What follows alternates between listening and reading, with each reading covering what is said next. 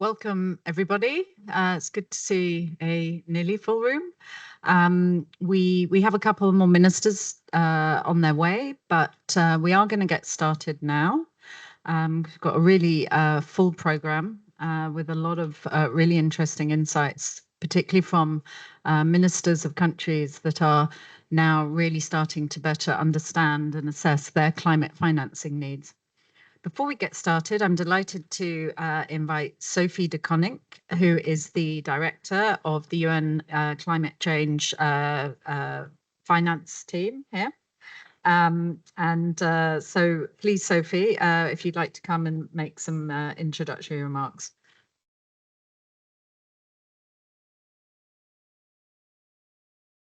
Thank you. Thank you very much. Distinguished ministers, heads of agencies, and esteemed delegates, colleagues and friends, I'm honored to welcome you to this event, today focusing on climate finance needs of developing countries. Adequate access to climate finance in line with the needs of developing countries is indeed critical to the success of the global climate agenda, as it is critical to the lives of millions of people across the world. We need to transform aspirations into action, and for this we must understand the diverse nature of the climate challenge among developing countries.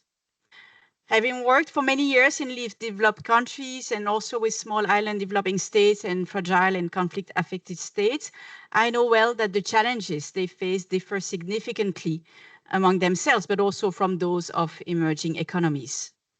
Understanding their specific needs, whether it's in climate finance, capacity building, other supports, technology, and tailoring integrated support aligning with national mitigation and adaptation priorities is essential. In practice, it often means more support and financing for adaptation and resilience, which, as we all know, remains vastly underfunded across the world. Grants-based finance for adaptations remain paramount, and adaptation finance can be very innovative, promoting the use of programmatic approaches, using country systems, deploying results-based or performance-based instruments, or developing markets for financial inclusion of the most vulnerable populations. While more grants are essential, we must also ensure that every dollar spent brings in more, that we create leverage, that we bring new investors, national and international, and that we maximize the opportunity to create inclusive and sustainable economies to ensure those who need it most benefit really. Having received the mandate from parties to assist developing nations in assessing their needs and priorities in a country-driven manner, with the aim of translating these needs into actionable steps, UNFCCC is fully committed to its role in supporting countries at the scale and speed required. Through the Needs-Based Finance project, we have established an approach which is centered around the on-the-ground reality of the needs and challenges faced for accessing and mobilizing climate finance. Since the inception, the NBF project has supported over 100 countries across 12 regions and sub-regions, resulting in 14 technical assessments, 8 regional finance strategies, and over 30 project concepts, which are progressing through for accessing finance. It has also delivered the most needed dialogue, South-South exchange, and capacity building support to advance this agenda. UNFCCC has also been mandated to produce a report on the activities of the NBF project that will be considered by the Conference of the Parties during this year's session. The next phase of work to be launched by the end of the month entails regional investment forums to showcase what countries have agreed on as their priority climate finance projects and connect them with potential partners, creating a platform for strategic long-term collaboration.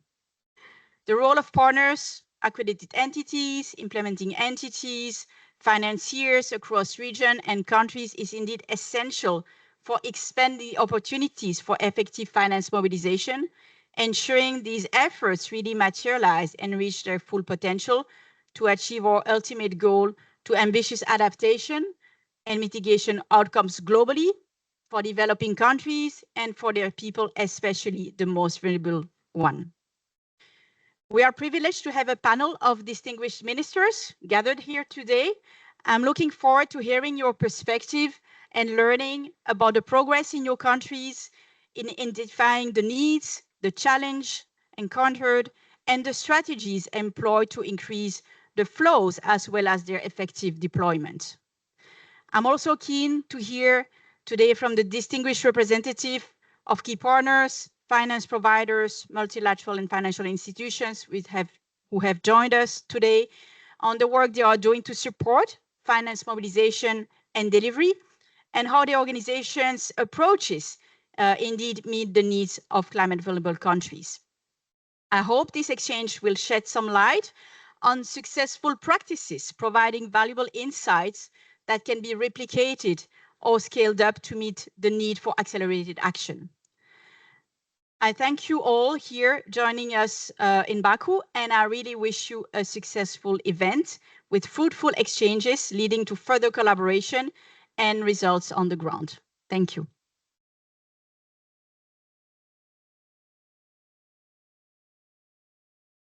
Thank you, Sophie.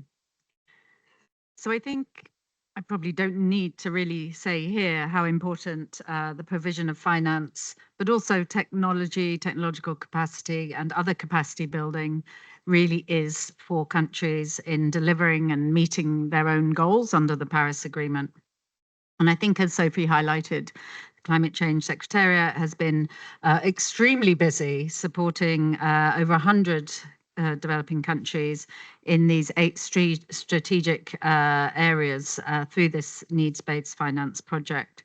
And I see you've had many events, workshops, capacity building, all of which will no doubt have provided significant inputs to the report.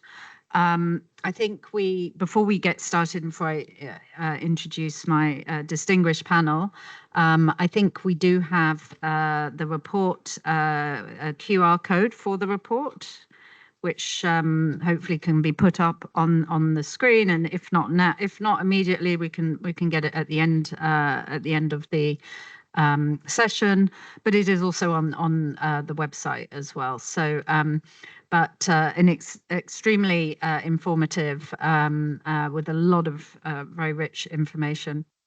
But I think, you know, it's a real honor to be able to invite and have the opportunity to hear from some very distinguished ministers from countries that have been engaging in this process, in this project, and who no doubt have a lot of insights to share with all of us around what their specific needs really are and how those can be better fulfilled. So I'm delighted to start with inviting Your Excellency, the Honourable Minister of State, Beatrice Atim Odwong, the Minister for Environment in the Ministry of, Minister of State for Environment in the Ministry of Water and Environment for the Republic of Uganda. So delighted to hear your thoughts. If you'd like to stay seated, I think it's probably more comfortable.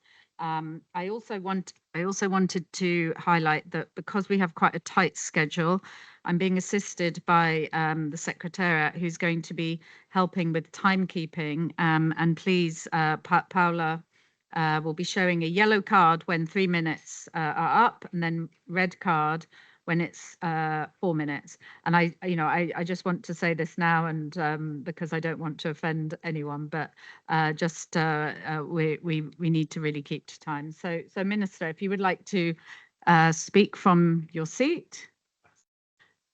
I think it's probably easier rather than coming up and down.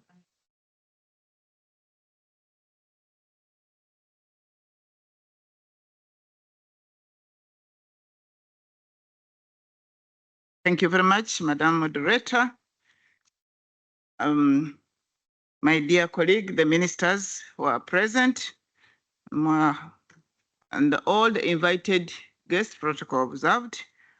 On behalf of my government of the Republic of Uganda, I would like to thank the Secretariat of the UNFCCC for inviting me to this high-level side event on climate finance needs of developing countries.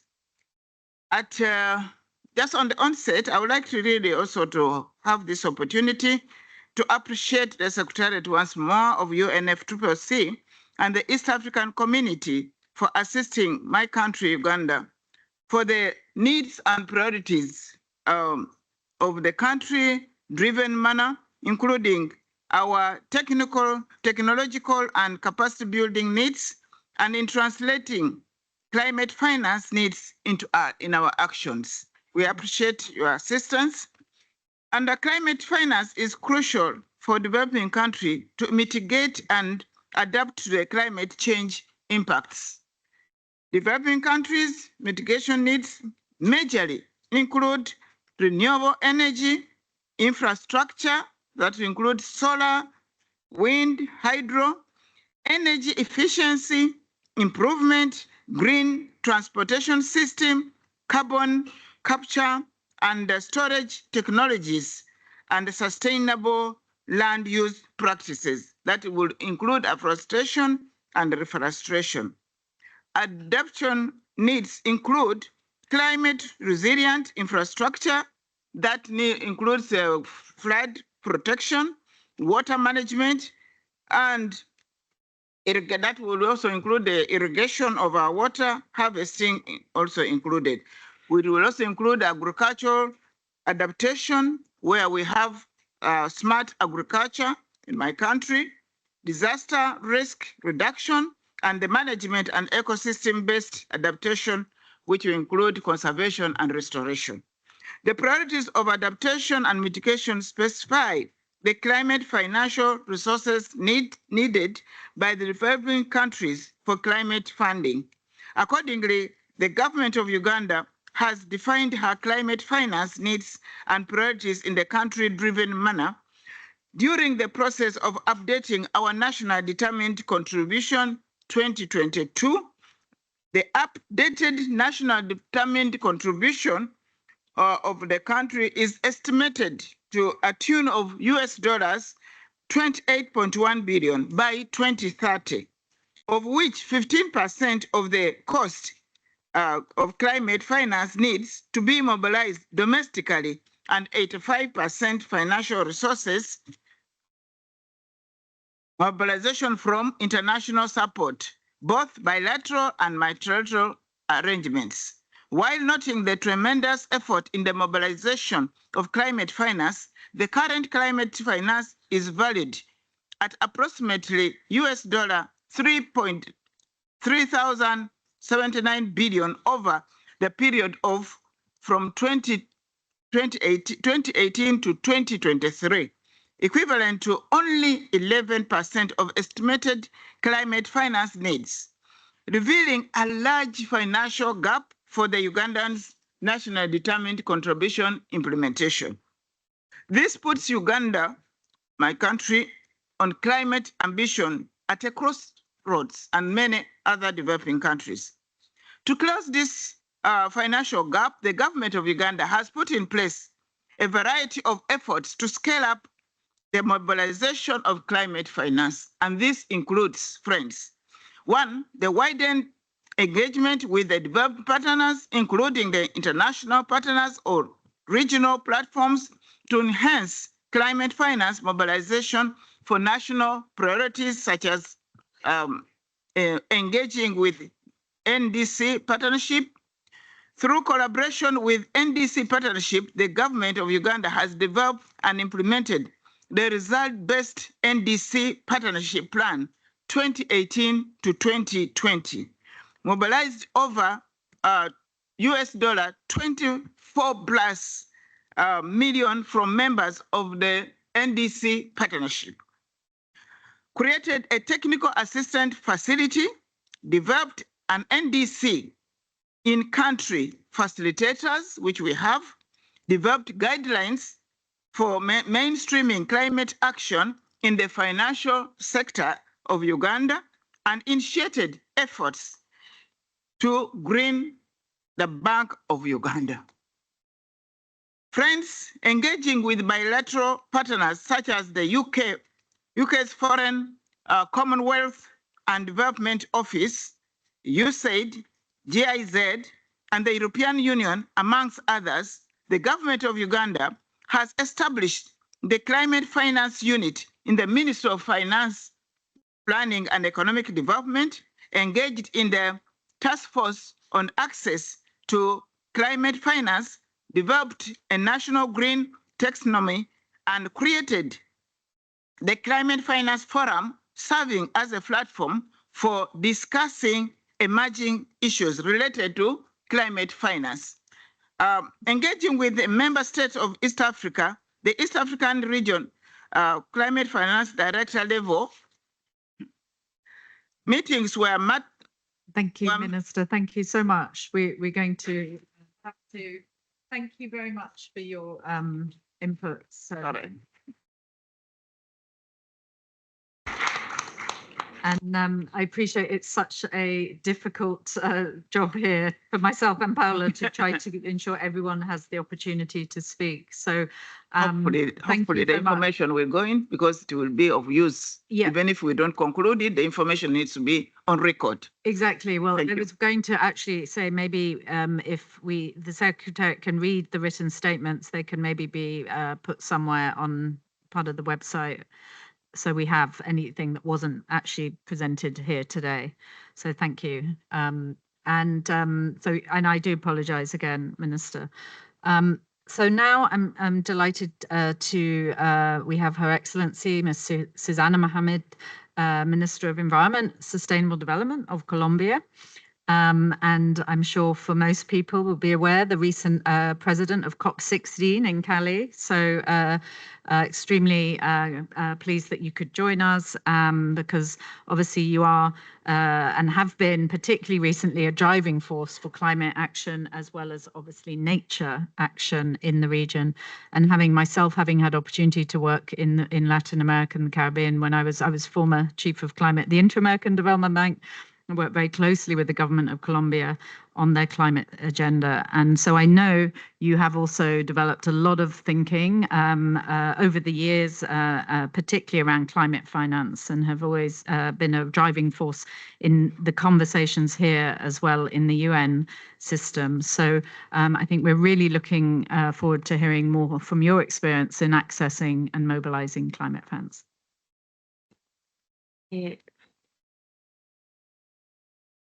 Thank you very much. I would like to set a little bit the context from where we see this climate finance issue. For a country like Colombia, middle income country, supposedly, well, we are part of OCDE, but actually our fiscal situation does not represent what supposedly should be a middle income country. I will say that our first challenge is how are we going to replace the income from the export of fossil fuels? We are the 5th exporter of coal and also an exporter of oil. As markets decarbonize our coal, and we have studies on that, and also our oil will be closing the capacity for us to sell that. But that represents now 10% of our income from exports and GDP, and we depend a lot on that for the fiscal income. So that's one challenge, is what we call a whole economy transition. This is not about only a climate and energy transition, or is not only about, is how are we going to create economies and development models that make us climate resilient, and at the same time that can strengthen our main active our main asset, which is biodiversity, nature, communities. So how do we create alternative economic sectors that can replace that income? That's our main challenge. And the level and scale of transition that we need to do is huge in about 15 years. If we don't do that in 15 years, we will be collapsing economically in 15 years, and nobody's talking about that. At the same time, our access to capital is at 10%. Very, very expensive compared to countries with the same level of development and very expensive compared to developed countries. So the question is, with access to capital 10%, how are we going to make that economic transition? Now, the third issue is what is our main responsibility under the Paris Agreement? It's actually to stop deforestation, to create inclusive economies, and to protect biodiversity. Actually, how do we create a bioeconomy? That's our main responsibility. But for that responsibility, we need stable financial flows. We are also trying to consolidate a peace process exactly on those regions. That challenge is huge, but we don't have access to those flows. The Colombian government has made a very strong push, $200 million per year in the last 2 years for stopping Amazon deforestation, and we have had relative success, almost bringing the number down in 60% in 2 years. But right now, our fiscal situation does not allow us to continue that investment. Actually, today, after we came from Cali in COP16, where actually, thanks from the help of all the global community, we recognize on the biodiversity CDB, the Biodiversity Convention, the contribution of Afro-descendants in the Pacific, in Colombia, and in all Latin America, to taking care of biodiversity, the custodians of the ecological services we are providing to the world. These same people that received the world in Cali are today absolutely flooded. 85% of the territory is flooded. And these victims of climate change, how can we access right now the capital for the emergency? We can't. There is no mechanism. So the Colombian government has to put right now, double the amount of what we are putting to protect the Amazon, $400 million right now, just for that emergency. And that emergency has been caused by El Niño phenomenon of the first part of this year, plus the fires that we have had in the Amazon, plus now the rains that are coming. So it's emergency after emergency. Now we are seeing that we require around, in our fiscal space, $200 to $400 million for loss and damage, for victims, for climate emergencies. So to end, this sum does not add up. How do we create the scale of finance to make the economic transition so we are not ruined in 15 years? Because we need to replace the income from oil and gas. Second, to be able to attend climate victims after shock after shock.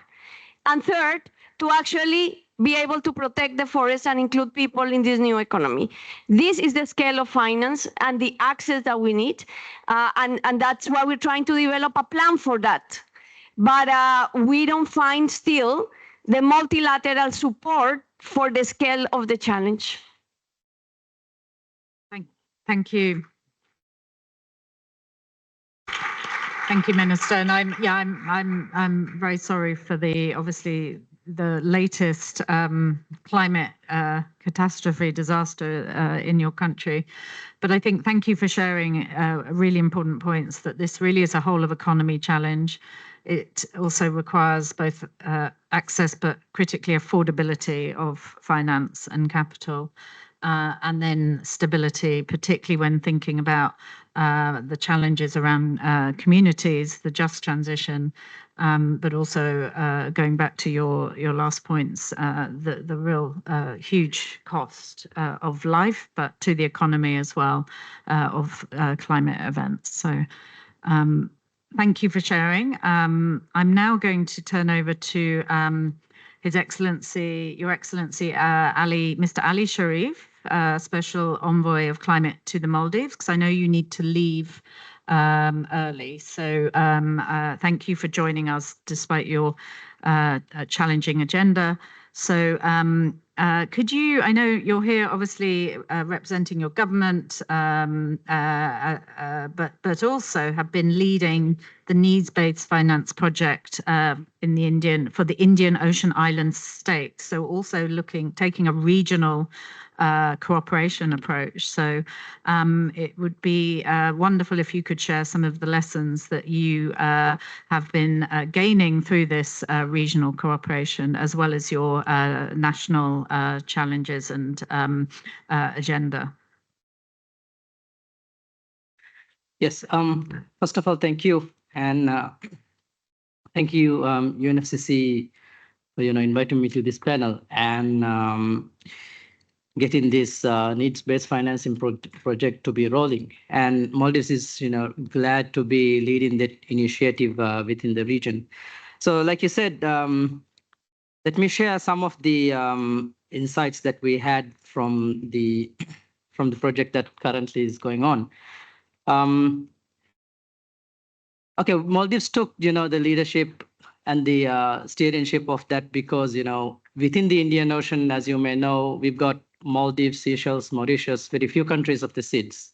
But when it comes to Caribbean and the Pacific, there are many other countries, and so we thought this would be a good opportunity for the Indian Ocean countries to be taking the voice forward. So that's why we took that, and we were glad to have one of the investors forum in Maldives this year in August, I believe it was.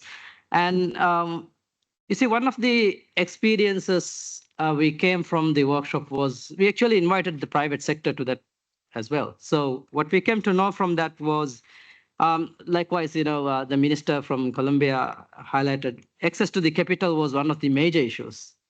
Because for the private sector to come in, you have to have the access to the capital, but at that cost to get the access is very difficult. And one of the other thing was the private sector is really not aware of the, this kind of opportunities out there, especially the opportunities with the multilateral banks. Because of course, with the multilateral banks for the governments, we do get lots of assistance, but how to, combine them to get the private sector on board with these it doesn't really still gel in how the private sector could be brought in. So we were talking about the opportunities of how we could blend that with the private sector financing so that at least it could bring down the cost for them to access. And also one of the major other thing for them to access, so they were mentioning, was about the risk of the investments that they are putting in. Say, for example, like Maldives, our main economy is based on tourism. So for those bigger investors out there, with the risk of climate risks out there, why would they invest in a very risky environment for them to put these expensive resorts? So they have to understand, okay, what's the risk, but what are the opportunities for them to bring down the risk as well? So it was talked about, right now the conventional way is the finance providers would be just passing on the risk to the investors. But rather than passing it down, why not it could be a shared risk between the investors and the finance providers as well. So, and then again, the other thing about which we talked about was the blending mode of financing. Yes, a portion of grant is also given to us, but then how that could be blended with the private sector financing bringing down. And it actually worked quite well. Because there's one project which we were working with the World Bank, and the private sector was very keen to invest because the World Bank took the risk guarantee. When the private sector knows that there is somebody who is really tangible who can take the risk guarantee, then they are more than willing to take it. And then the other experience we learned from was from the Seychelles. Recently, they went into the debt for nature financing.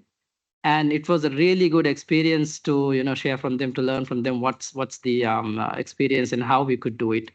I know I've run out of time, so I will leave it there. Thank you.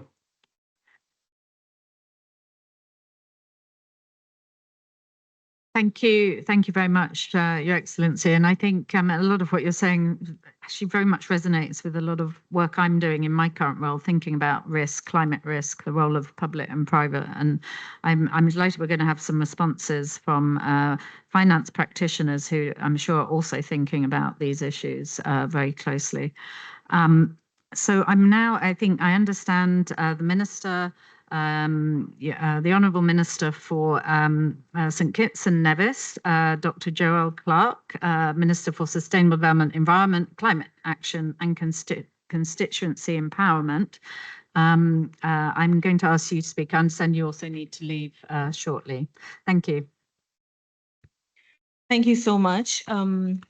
Greetings to my fellow ministers.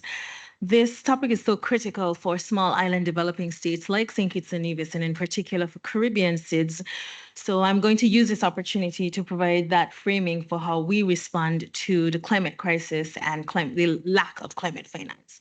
It's important also to acknowledge a few things, that for our islands to meet the Paris Agreement, our NDCs, and have that technology needs assessment, we need transfer of technology and we need cash. It does not always happen. And there are some realities that we have to face.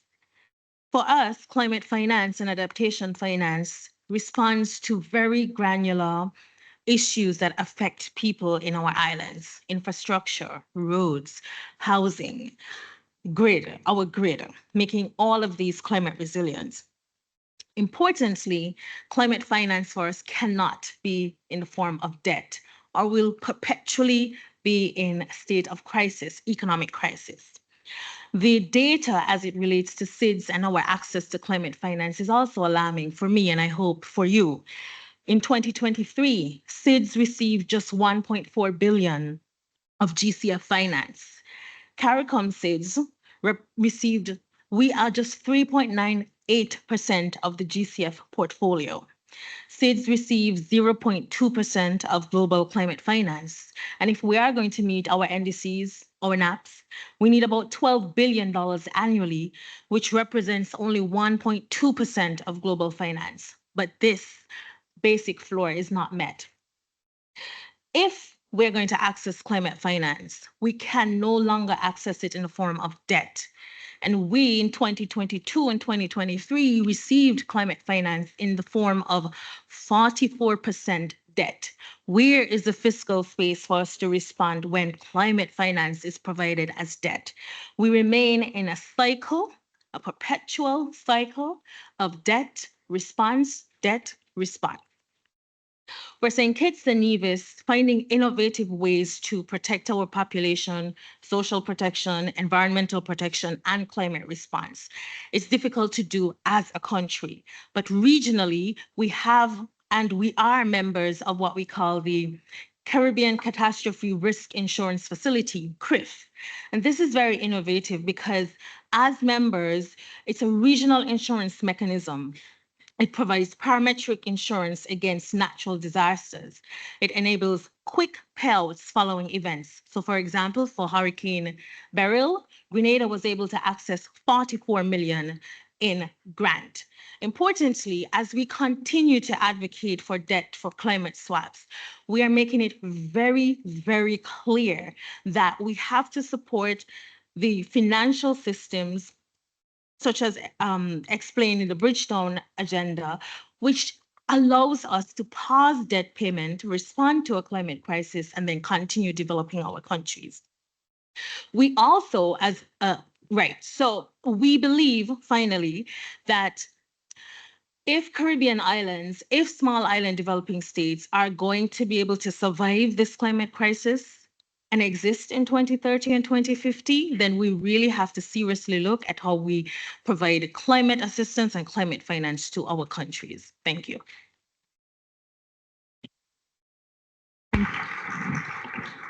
Thank you, Minister. And I think, you brought a really good example of a regional financial instrument that is important in managing climate risk and the issues facing, but you also very much highlighted obviously the importance of your fiscal challenges and debt sustainability, which I know is a big topic for discussion here.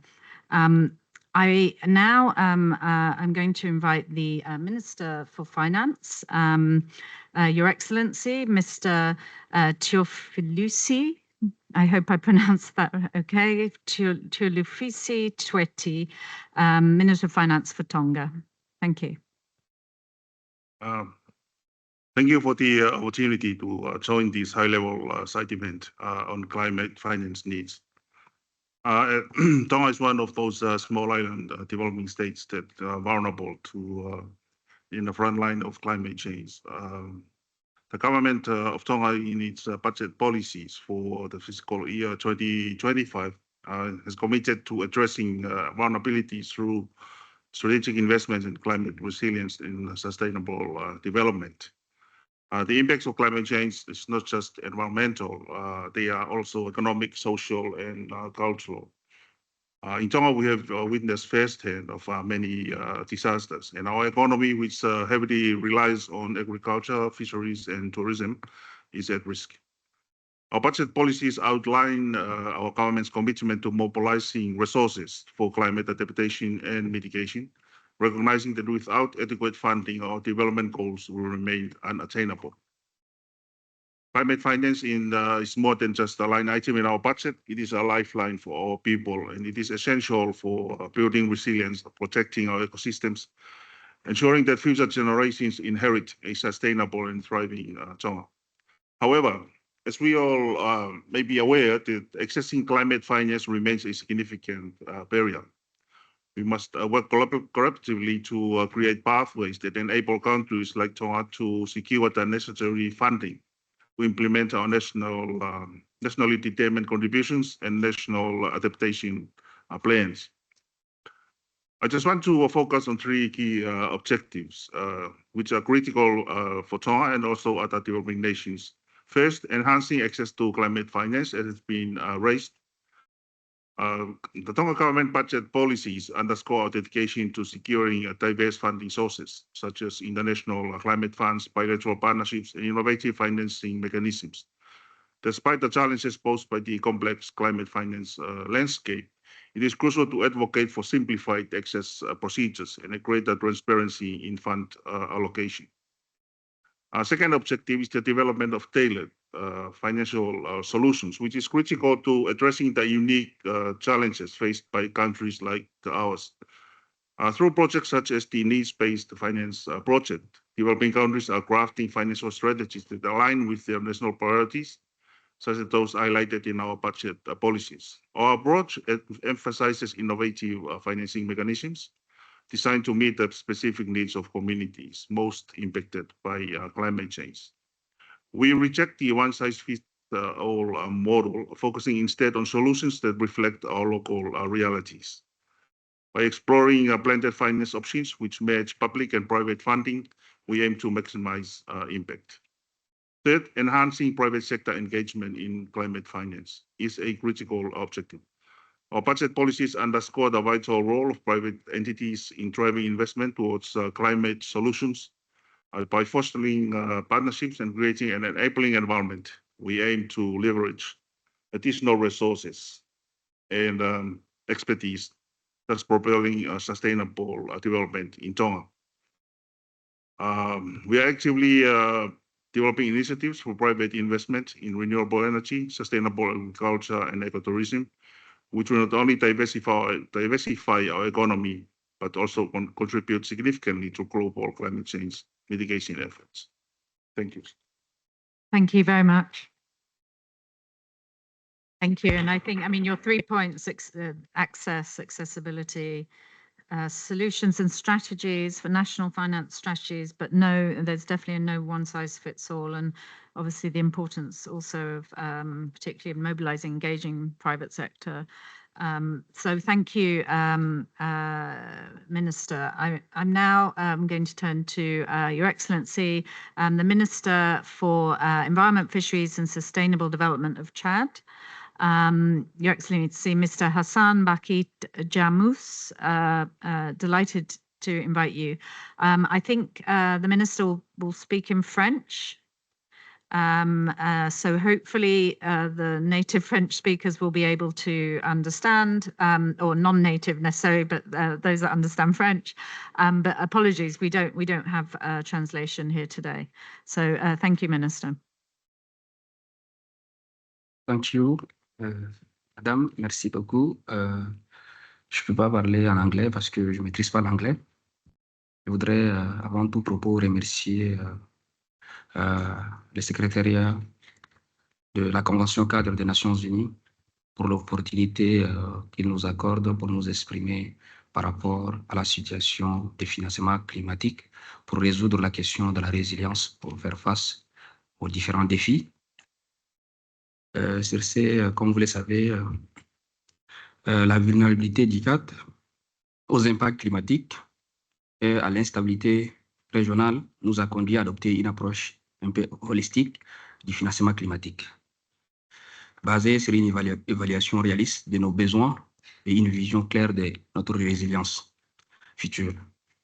Permettez-moi d'illustrer notre approche à travers 3 dimensions clés. Une évaluation réaliste de nos besoins. Notre gouvernement a développé des instruments stratégiques fondamentaux. Notre contribution déterminée au niveau national, la CDN, notre plan national d'adaptation, PNA.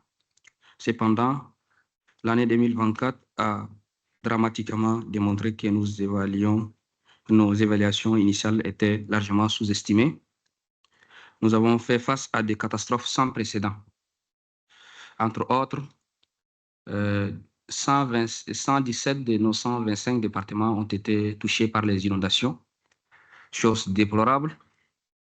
Près de 1,9 million de personnes ont été affectées par les pluies diluviennes et par les inondations, et notamment aussi par la crue à cette période au Tchad.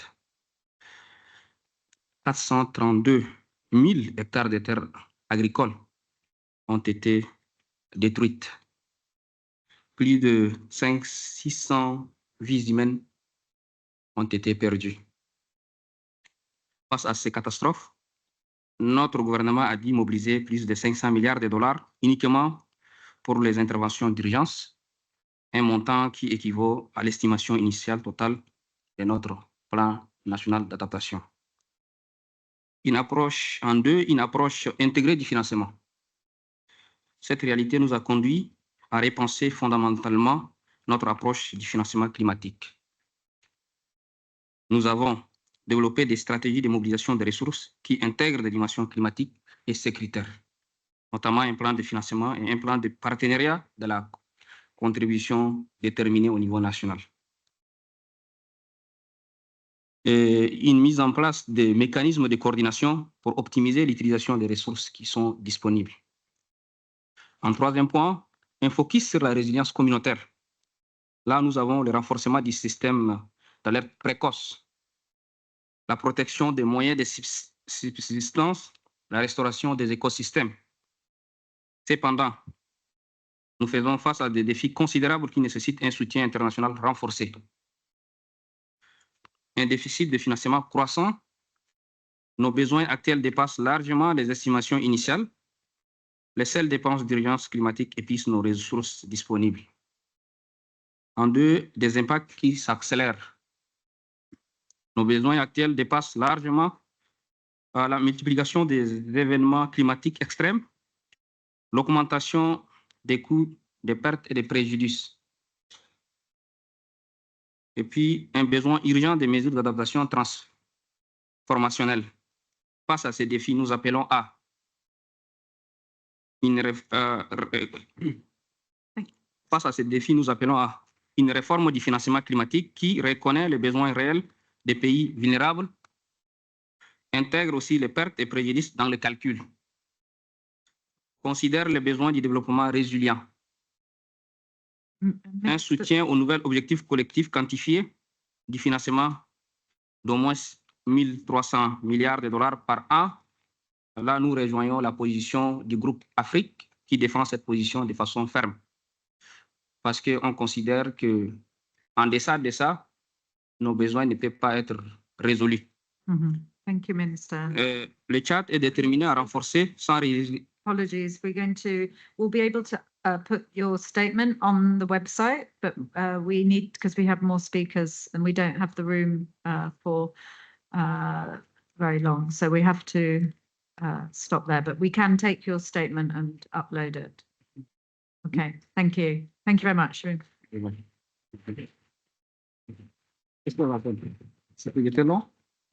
And maybe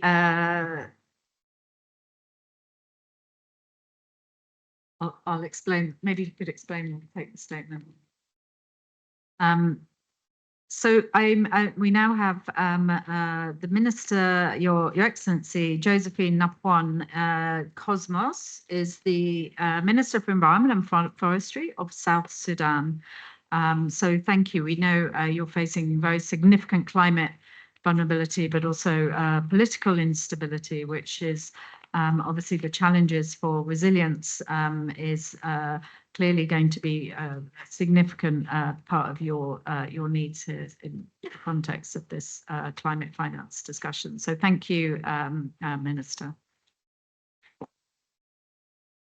Yeah, thank you. I would like to take this opportunity to appreciate and thank the UNFCCC for organizing this high-level panel on climate finance needs for developing countries. Distinguished ministers, distinguished delegates, ladies and gentlemen, climate-induced shocks and political instability have significantly impacted the livelihoods and development programs in South Sudan. The increasing frequency and severity of these disasters compel us to proactively anticipate and plan response to mitigate climate shocks and disasters and their effects on livelihoods. I will only focus on one issue because of time, and that is how has your country approached climate finance to support resilience and sustainable development? The key finance gaps. Several significant financial gaps hinder the attraction and effective implementation of climate finance for resilience and sustainable development. It's not easy to access credit and financial services due to limited banking services, insurance options, and investment channels for agriculture. This limitation affects our ability to invest in climate resilient projects. Furthermore, South Sudan's national determined contributions, NDC, NAPA, and NAP conditional and require 100 billion USD over the next 25 years. Key government priorities of the Republic of South Sudan. The National Development Strategy highlights the nation's public policy goals for economic growth, agriculture and food security, and sustainable development. The National Environment Policy for 2015 to 2025 includes laws, regulations, and guidelines related to climate change, resource management, and corporate social responsibility. Aligning climate finance initiatives with these policies and strategies improves efforts to secure funding within the country's system. The Investment Promotion Act offers incentives such as tax breaks to encourage investment in climate-friendly projects. Environmental and social impact assessment regulations support these efforts to attract climate-conscious investors. The government has initiated policies to promote renewable energy, particularly solar and hydropower, to attract climate finance from international funding sources. Participation in regional and international agreements, like the Paris Agreement, can provide access to climate finance for addressing climate change challenges. To conclude, strengthening the capacity to develop viable climate finance projects, attracting expertise, and sensitizing local communities to attract funding will be necessary. Private investment should be further encouraged to address the poor access to affordable finance and microfinance in rural areas, hampering rural and urban market development. The new collective quantified goal quantum as to be concluded in this COP health, the challenges to access climate finance will continue to be challenged for developing countries and least developed countries that have negligible emissions but being severely impacted. Distinguished delegates, addressing these challenges will allow South Sudan to effectively leverage climate finance and promote climate resilience and sustainable development. Thank you.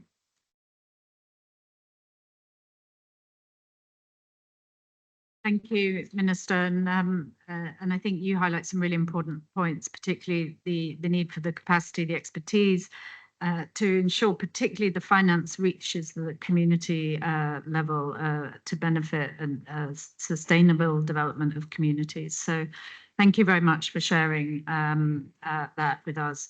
So we have one final speaker on the panel, but he is very kindly going to allow the Minister for Uganda to just say have one more minute before she has to depart for the airport. So, obviously she wasn't able to finish earlier. So, Minister, please, thank you.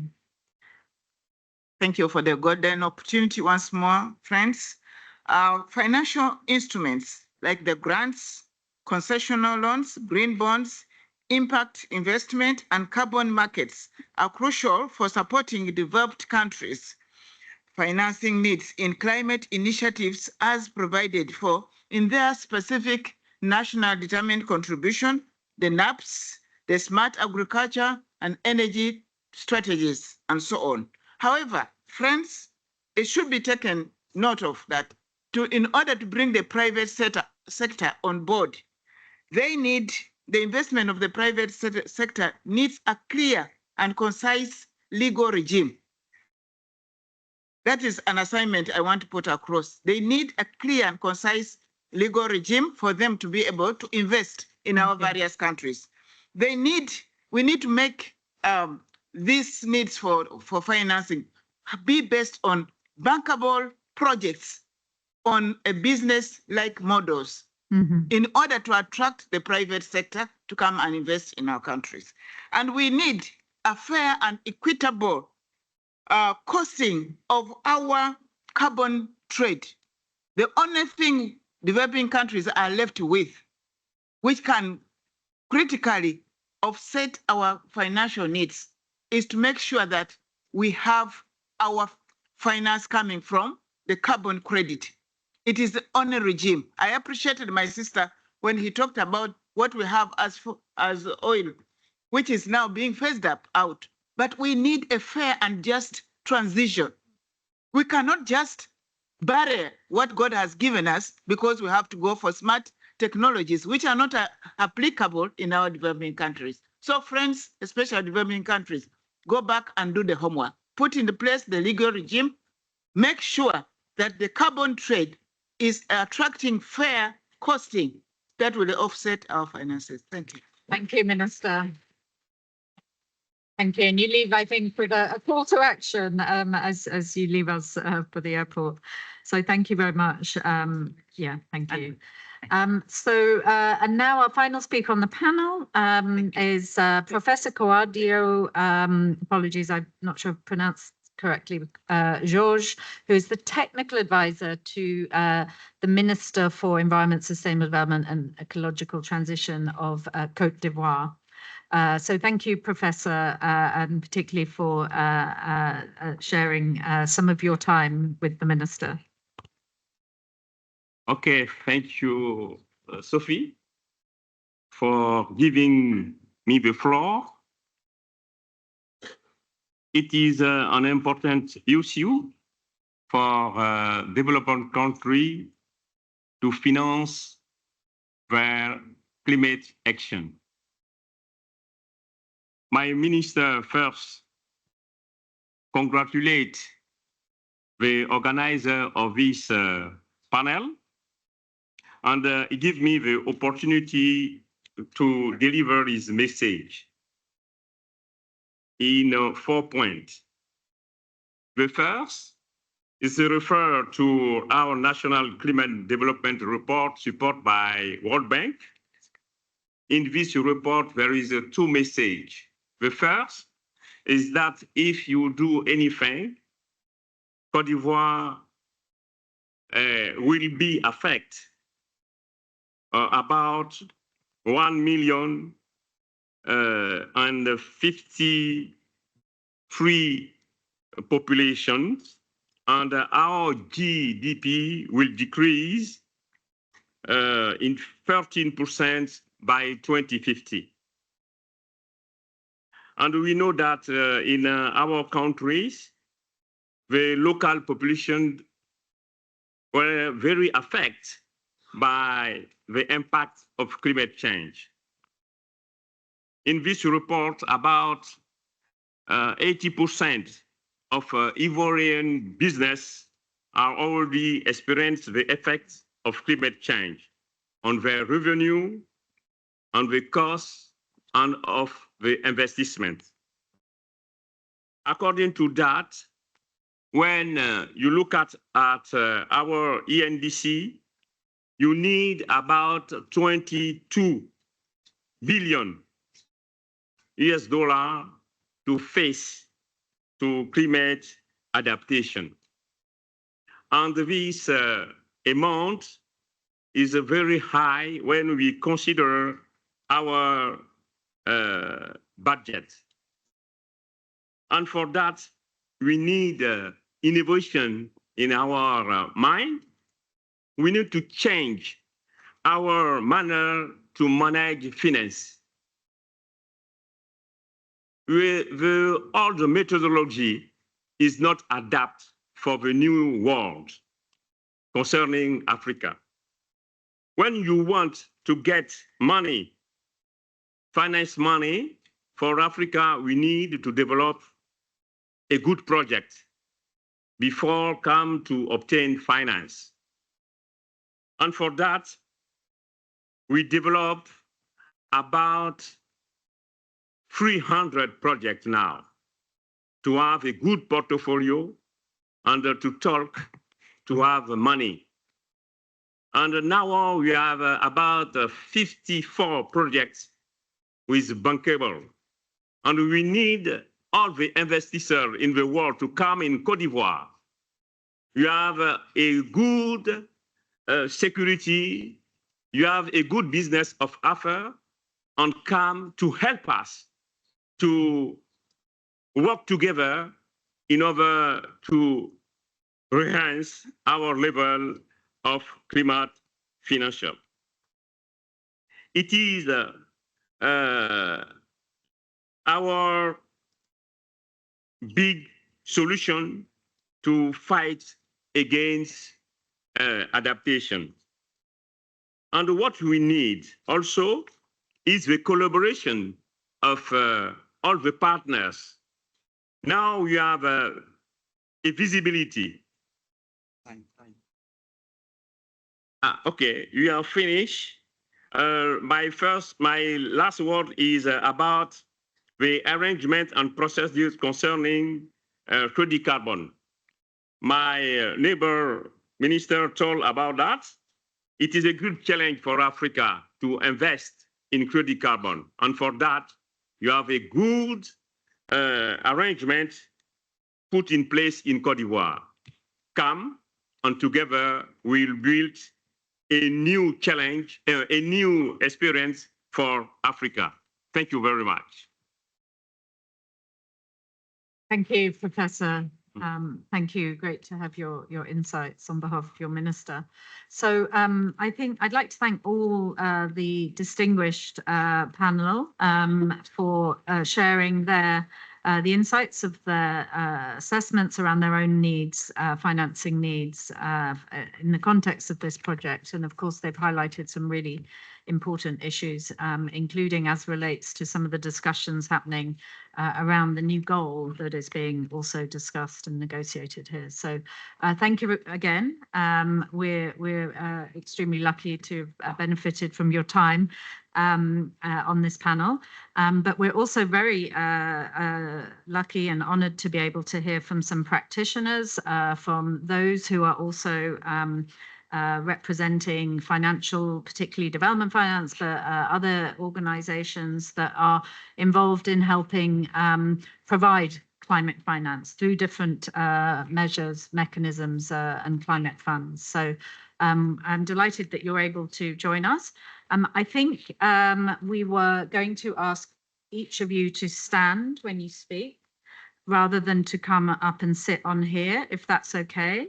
And you hopefully have microphones with you. Excellent. Okay, you do. Good. So I know also, and I think Carla Montesi, I think you have to leave very soon. So thank you very much for joining us. Carla Montesi is the Director for the European Commission's Director General for International Partnerships. So please tell us a little bit more about how the European Commission plans to enhance mobilization of climate finance in light of the differing needs of and priorities of countries. Thank you. Thank you very much for giving me the floor. I can be very brief. allow me to take this opportunity when talking about climate finance, just to mention that European Union as institution and its member states are still the first donor when we talk about climate finance. And if we look to our numbers in 2023, we succeeded to mobilize 28.6 billion just on climate finance action. But I agree with you with our partners that we need to increase to enhance the mobilization on climate finance. And probably I wanted to take some words that were mentioned already by honorable member of the panel, say that it's clear that public finance alone will not be enough to reach the global challenges that we have in front of us. And it's necessary to have with us the private sector. And this is why we have launched at the level of the European Union a new approach to our international development, what we call the Global Gateway, the Global Gateway strategy, with which we worldly really strengthen partnership, but also strengthen a partnership with the private sector, and to succeed to put in place an investment plan that will succeed to mobilize the private sector, having private sector with the public donor to be able to invest in big infrastructure in all the key sector. We mentioned energy, agriculture, but also the digital that will be key for all of us to face the climate challenges. So private sector, and I want to just take the word of the Minister of Uganda just mentioned, in order to succeed to mobilize the private sector, this imply that we need to have at country level the enabling environment that will succeed to attract the private sector. In our side, with the new financial tools, we are putting in place the usual grants, but also some innovative financial tools as blended finance and the guarantees that will be there to de-risk investment in critical countries. But both sides, financing and in an enabling environment, will be key to enhance the public finance in the future. Many thanks. Thank you. And I thank you very much. I mean, it's really good, interesting to hear more about the Global Gateway. And I think obviously you make some important points around the enabling environment to help mobilize the private sector. And I think that probably also underscores the importance of this project in helping build capacity of countries around their strategies to enable that as well. So I am now delighted to invite to the floor Mr. Hun Kim, who is the Acting Vice President of Investment Solutions at the Asian Infrastructure Bank. So I know you, AIIB, but also with your MDB colleagues, you've been developing and thinking and developing some innovative financial instruments that can help scale and replicate different responses, including understand for loss and damage, and also looking and how those may also support conflict affected states in a way that don't contribute to national debt levels. So really excited to hear more about this. So thank you, Mr. Hun Kim. Thank you. I'm running my stopwatch here. So given the limited time of 5 minutes, I'd like to touch upon a few issues from MDB experience. First of all, for me in particular, for developing countries, I don't really see any distinction between development finance and climate finance. To me, these two are the same. For instance, if a country can grow, let's say 7% per year over 30 years, like China did 10% per year over 30 years, then most of these problems can be resolved on the way. So what is most important thing is economy has to grow. Climate is part of the challenge. And even bigger challenge here is for economy to grow, you cannot avoid debt financing. You must use leverage. You cannot just use your domestic capital equity. You cannot. You must mobilize that. So this is challenging. Second, I'm from Korea. So when Korea started to grow many years ago, the cost of funding was cheap. We didn't have climate change. We didn't have challenges of environmental, all these things, you know. So overall, the cost of funding to make a growth is relatively cheap, either financial cost or transactions cost. But now cost is much higher. So here, where the developed countries and MDBs, we all need to come in and contribute. In what way? We are discussing different options, you know, different facilities. Number three, I would say, from my own experience, for me, financing was never a problem to me as a project finance person. Always the problem was to find a good project. And also developing countries, even in Korea, even you have $100 billion in your pocket, we have a limited capacity to execute that project. So financing is one thing, but it has to be matched by your ability to execute a good project and produce the result. So therefore, always look for good project, good policy. I would say financing will follow. Okay. The next item is about innovative financing. Yes, we've been discussing about innovative financing so many decades, and there are innovative finance. Blended finance is no longer innovative financing. Yeah, and there are different options where we are. Actually, in my own bank, I set up a unit, the department called New Product Group. So this new product group is because there are so many capital market, financial market products are there, but we are using how to use this for development. We are doing it. But having said that, this new innovative financing is not a solution. It's one of the options in the menu. I'll give you an example of what is very popular these days, the sovereign debt swap. Yeah. So actually, I have done my own exercise, how much fiscal space can be really created. AIB has 100 plus member countries. Actually, the actual fiscal space can be created is very tiny, and it comes many years. So this is a good innovative financing solution, but this cannot be the main solution. It's an option, but it is not a solution. So therefore, again, I'm going back to country must have a right policy, must grow, educate people. Fundamentals are more important to me. Finally, loss and damage and fund. Yes, we really need it, but this has to be a real cash. I want to see the pledge, yeah, signed grant agreement by donors in a bank account, not in a kind of accounting, the dubious accounting.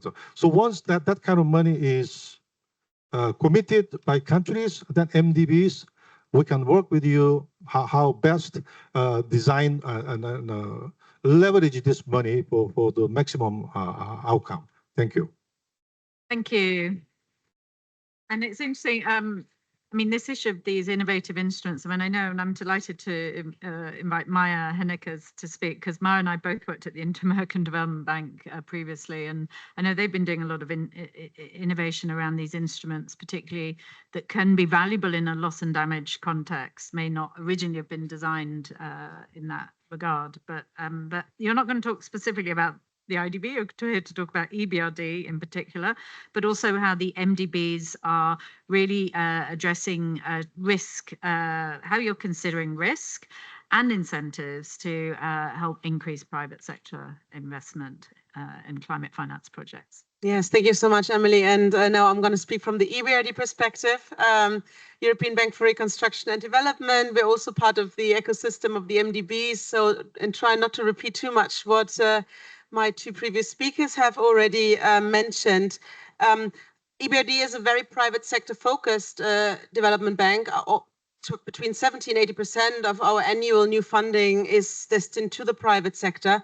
So I think we've learned a thing or two about mobilizing private sector with us. And I think we do this in a very comprehensive way. On the one point I would like to mention, or the first point I would like to mention is we work with the governments directly through policy dialogue to set sort of the conducive environment that is so important. We've heard it now from several speakers, including frameworks, but also for the climate question, very specific low carbon pathways for hard to abate sectors that really transpose the maybe more high-level NDCs into quite concrete sector plans that then can be translated into very concrete investment plans that IFIs like us, or of course private investors, can then invest in. We also do this through very market-focused ways, for example, by supporting countries to organize good and robust renewable energy auctions. And we work also increasingly with countries, Egypt is an example, Uzbekistan, North Macedonia, to set up country platforms so that all the different transformation efforts that happen in different sectors of the economy, they actually speak to each other and again, can be translated into very, very clear investment plans. Second point I would like to mention, and it's also been mentioned before, of course, we do this through very specific financial instruments, blended finance, of course, to de-risk lending, but also capital market instruments where we can come in as the anchor investor. We bring in, of course, donors that help us to support clients with technical capacity, with advisory. We can do guarantees. And after listening to the esteemed ministers on this panel, maybe we should also think a little bit about how we can actually de-risk for the borrower, not just for the lender.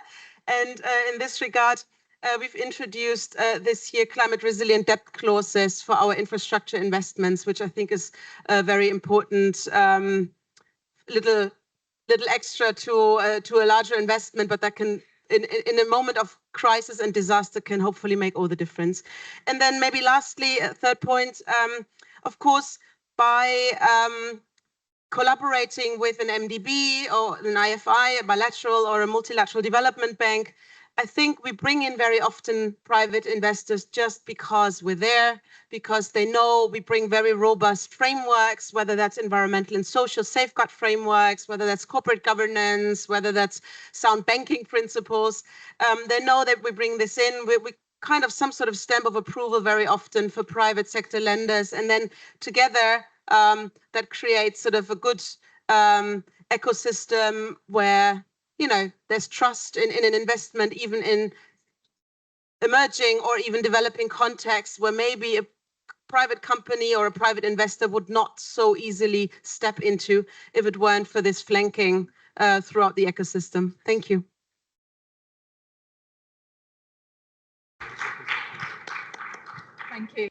Thank you, Maya. And I think, I mean, it really good to hear these climate resilient debt clauses, which I know have been a recent, quite important development that most MDBs now are looking at and deploying, which is, I think, extremely important, particularly as we've heard from some of the issues highlighted by the Minister of Colombia in particular and others. So I think I'm turning, and I understand that we have a representative of the VP of Strategy and VP of Public Sector Operations. Is that right? I'm speaking on behalf of the VP of Strategy. Yes. I'm the Director of Sustainability and Climate Change. Okay, please, could you introduce yourself? I don't actually have your name here, so please introduce yourself from the OPEC front. So my name is Somnath Basu. I am the Director for Sustainability and Climate Change in OPEC Fund for International Development. And we are thinking of another route for engaging with the most vulnerable, and particularly the island nation, the assets, to take forward the climate agenda. Now, as far as Colombia is concerned, for instance, or Panama is concerned, or Azerbaijan is concerned, we are engaged in an instrument called the policy loans, the development policy loans. And we are working with you broadly to review and revise the environmental regulation of those countries so that your climate ecology can be improved. It involves every aspect, every parameter of environment, starting from air pollution to water issues, biodiversity, and all of that. But the most recent initiative, which has been identified as a mandate for OPEC Fund, is an approach which is initiated by UNFCCC, and that is called need-based financing. This is basically identifying the specific problems of the SIDS, going to those areas, getting engaged in consultations with the local stakeholders, and then developing projects, bankable projects, and presenting them in an investment forum where lenders can come and participate and fund those projects. Now, the issue is this, that firstly, to identify the project through a consultation process and then to prepare the project is a big task, particularly for MDBs to invest in those projects, because we need the environmental and social due diligence, we need the procurement processes to be followed, we need the financial management processes to be followed, and all these put together would make the project worthy of investment and bankable. So we are following that route to build capacity in the SITs, in the small island states, and attempting to prepare as many as possible bankable projects to take them to the investment forum. We have started with the OECS, with the Eastern Caribbean Organization of Eastern Caribbean States. We are also trying to have similar partnerships with PIFs, Pacific Island states, and we are in consultation with the Indian Ocean island states. Now, the thing is this, that this for us is the pilot.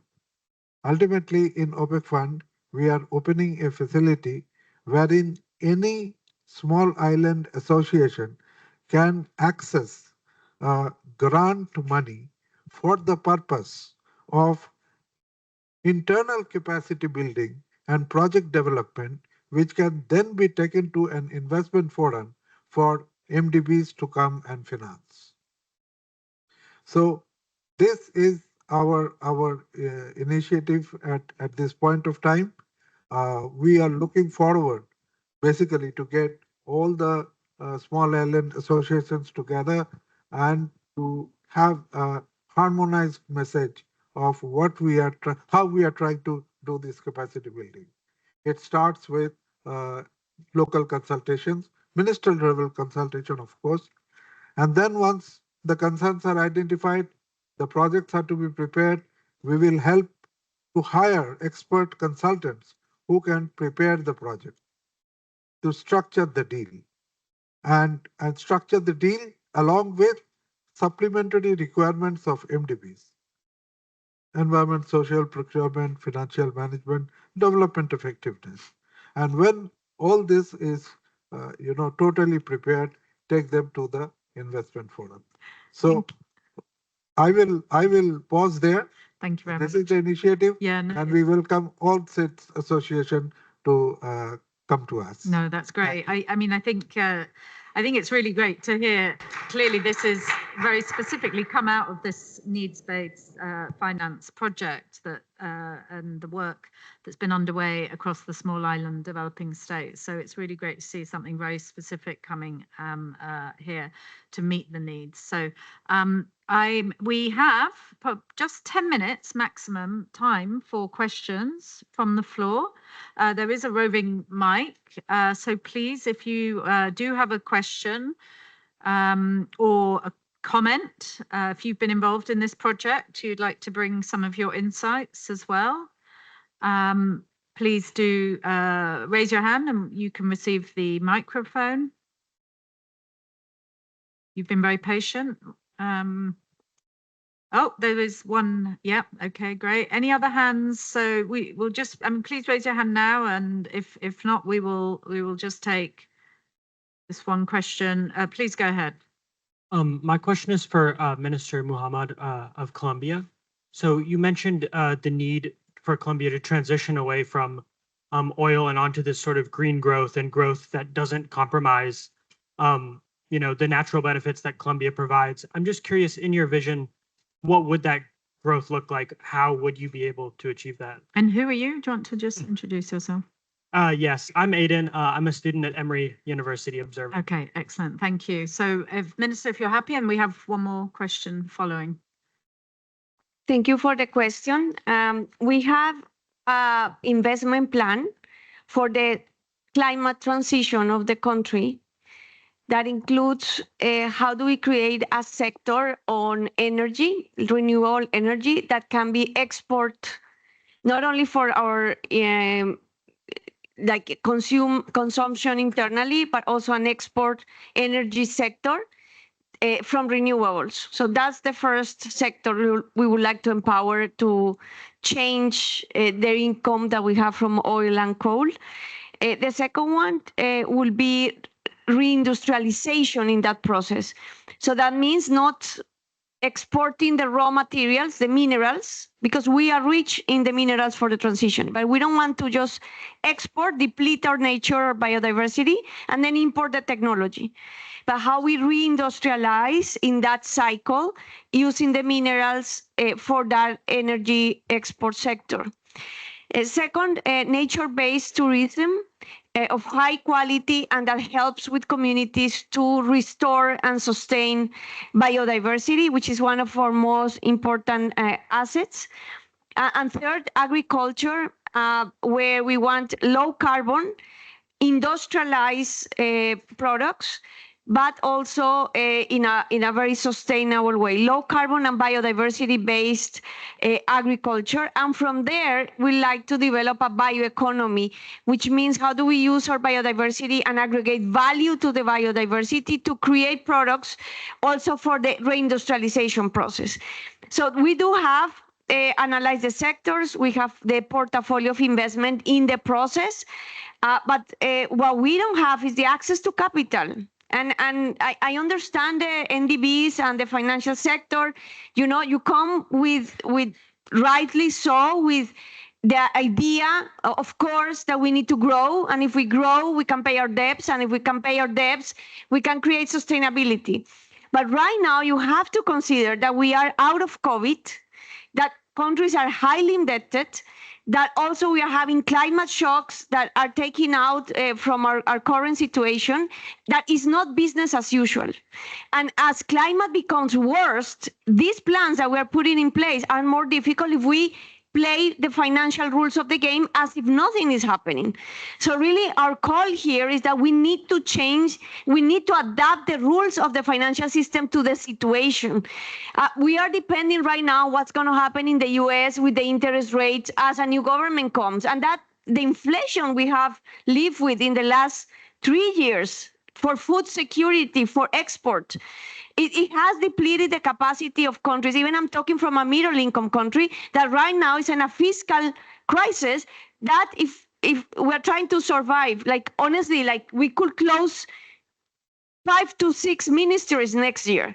We don't have how to pay the debt, and we are not a poor country, and we are not a country without capacity.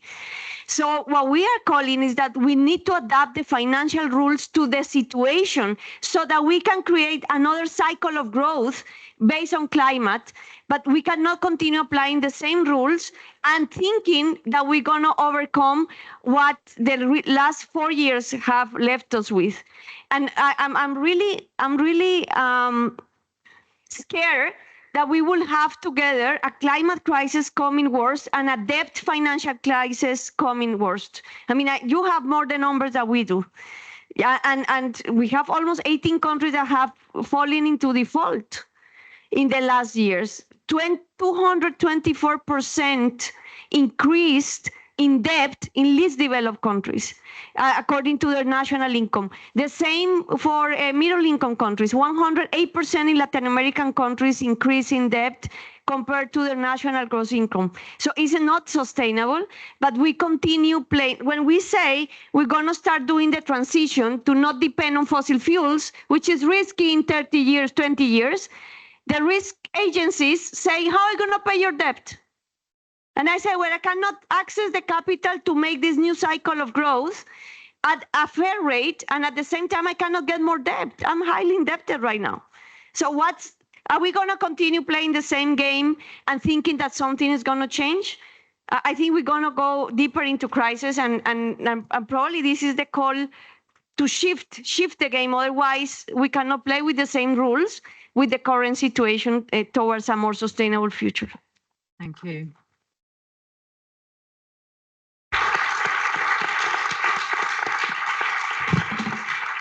Thank you. So we have now just two questions, and then I probably will need to close the floor because we will have to leave the room. So thank you. Please just introduce yourself as well. Hello, I'm a student from Washington University in St. Louis. I'm an observer, and I had a question for the fellow from the Asian Infrastructure Bank. I believe you mentioned earlier that, or if he's still here, I don't know if he left. So I believe you mentioned earlier that countries should not shy away from debt financing, and I was wondering if you could elaborate more on that. And maybe let's take the next question. I mean, I think, I mean, that's I'm not sure he'll be able to answer that in 1 minute. So I'm wondering whether you may be able to talk after. But if he can do 1 minute, then fine. But thank you. Next question, please. Hello, my name is Jerome Remmers. I'm the director of True Animal Protein Price Coalition in the Netherlands, but we work at global levels and we are an observer organization. So honorable ministers and audience, so we heard the needs of middle and low income countries. They need money for so many things. And we are now at COP to make this finance works. And I want to give one suggestion where you as ministers also can be helpful. That is taxing meat or greenhouse gas emissions from food systems in rich countries and also in China, and using those tax revenues partly to pay for the loss and damage fund and other climate finance. If only a tax of $10 for 100 grams of meat in all OECD countries and China would nearly have 200 billion euros per year for the loss and damage fund. And this will really help countries like yours. But then you can sign this declaration, COP29 declaration. It's already for greenhouse gas emission pricing in agri-food systems in OECD countries. But 5 minutes already signed, 3 from Africa, including Nigeria, also from other countries in Latin America. But you are invited also to sign, and then we can put pressure on those countries to make it. And it's according to the FAO, the report published last Friday, the State of the Food and Agriculture 2040. They asked the rich and middle income countries to tax meat and to subsidize vegetables and fruits and plant-based meat and dairy. Mm-hmm. So that's a really important shift towards other fiscal systems that would also generate climate finance for the other countries. So thank you for. Yeah, no, I think, I mean, yeah, really interesting. I mean, it's a plant-based protein is very interesting. And I think if we have no more questions, I'm not sure, are you able to respond very briefly to the question? Why do you say debt is so important for countries? Okay, so simply I said that is important when you want to grow 8 to 10%. Mm-hmm. You need leverage. Yeah. Otherwise, you cannot grow. That's number one. But as I said, now is a very difficult time. Even I cannot lend. So far, how can I lend a rate of 5, 6, 7% to my client? Very difficult. So that is why MDBs. Actually, MDBs have just announced on the G20, we have enough money now. Our capital base has expanded. ADB said 100 billion more. AIB said, I have a really huge capital base. World Bank said right thing, which said, okay, World Bank will introduce special terms for climate change project. These are the things we need, you know. So, for instance, commitment charges are waived for climate change project, and AIB we are introducing maybe interest buy down facility, yeah, for poor and special climate change project. So you're absolutely right. When Korea grew, there was no green concept, and we just manufacture and sell whatever we wanted to sell. But now, at least in terms of interest rate, it is 2 to 3% higher, even without market rate. So I totally agree, is an international community. But having said that, I know this year alone, everybody is mobilizing grant money, you know, vaccine. I attended vaccine and other urban, they're all mobilizing money, and the developed countries also run out of money. So UN has a role to play. Okay, thank you. Thank you very much. So I'd like to please thank the panel and also our speakers from the floor.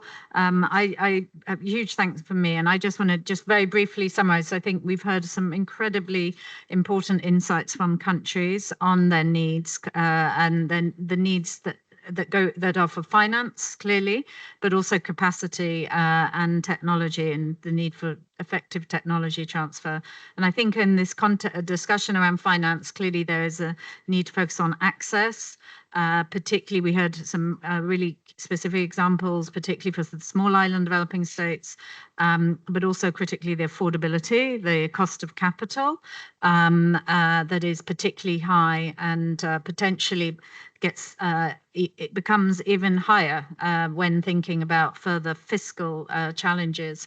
And I think the minister from Colombia really highlighted some very important points, that the transition needs to start now. And so the finance is needed now, the investment is needed now.